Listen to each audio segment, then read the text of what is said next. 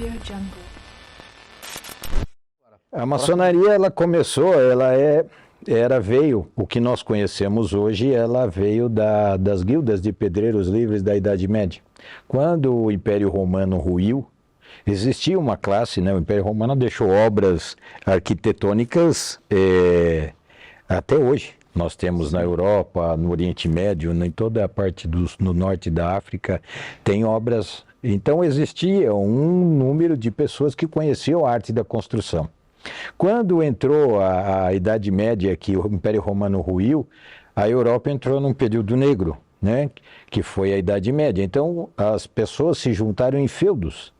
E ali você tinha o dono do feudo, você tinha a família e tinha os camponeses que trabalhavam para o senhor feudal em troca de proteção. E, na verdade, era um trabalho escravo, porque o cara nascia, morria, vivia ali.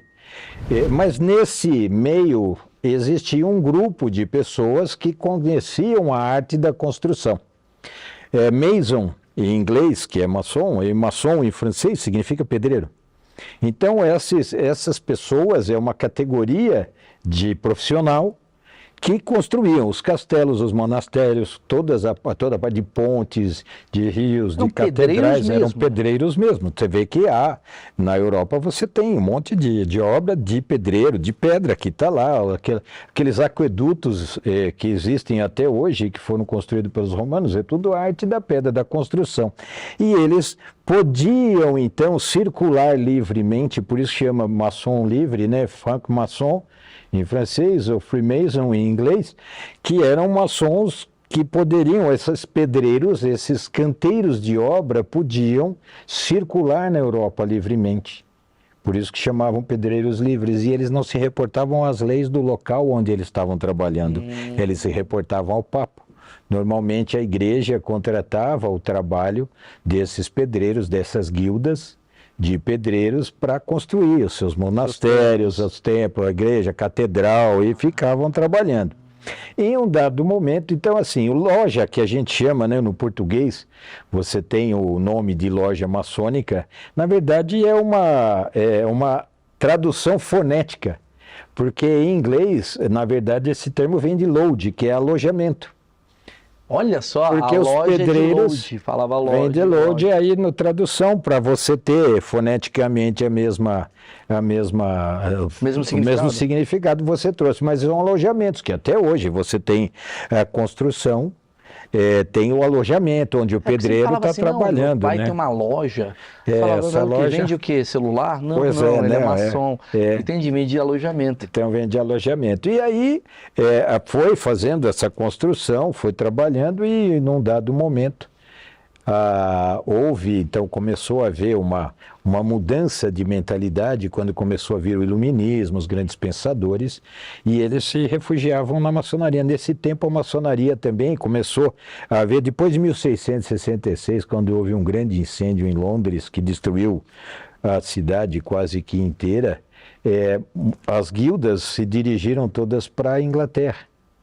E ali no final do século XVII, começo do século XVIII, então, começou a haver uma formação do que a gente chama, que é o que a gente pratica hoje, de maçonaria especulativa. Então ela deixou de ser operativa e passou a ser especulativa, que é o que nós praticamos hoje. A operativa, ela, o próprio nome diz... Trabalhava na pedra. Trabalhava na pedra. Na construção. Seja, eram pedreiros de fato. Eram pedreiros de fato. E a de hoje, que é especulativa... Aí começou em 1717, foi quando, na verdade, houve uma fase de transição. Então começou a haver uma diminuição de locais para se construir. Então começaram a ingressar dentro da maçonaria pessoas que eram grandes pensadores, grandes filósofos, contestadores da época, que mudaram a realidade daquele período negro que houve na Idade Média. E começou a haver novamente um renascimento. E aí essas pessoas começaram a ficar dentro da maçonaria e criaram a maçonaria especulativa. Mas por que eles se associaram a esses pedreiros? Porque eles podiam pensar livremente, falar livremente. Aí que tá. Ali não tinha nenhum tipo de censura. O Estado não coibia. Sim. Olha que interessante. o Estado não coibia, mas assim, o Estado e a religião, nesse período, eles eram distintos? Na verdade, a igreja sempre teve uma influência muito grande, né? Então, toda a família, né, principalmente na época feudal, você tinha lá o dono do feudo, e na família tinha o herdeiro, que era o primogênito, sempre. Sim. E depois o outro filho ia para o clero, virava padre, virava olha, bispo, ia para o clero. Então havia esse vínculo. E por conta disso que começou a haver, então, porque você vê, no começo, a relação entre a igreja e a maçonaria era comercial. Ele contratava para fazer o trabalho lá da igreja, do monastério Operativo. e tal, era operativo. Quando começaram a vir os pensadores, começaram a questionar alguns dogmas da igreja. Uhum. E esse tipo naquela época, a igreja era muito forte, então começou a ter essa mística, não, de dizer, de falar, de denegrir a imagem da maçonaria, que ela faz missa negra, são todos adoradores do diabo, porque eles matam criancinha, matam pessoas. Eles eram questionadores daquela igreja. Então eles tinham que difamar o grupo.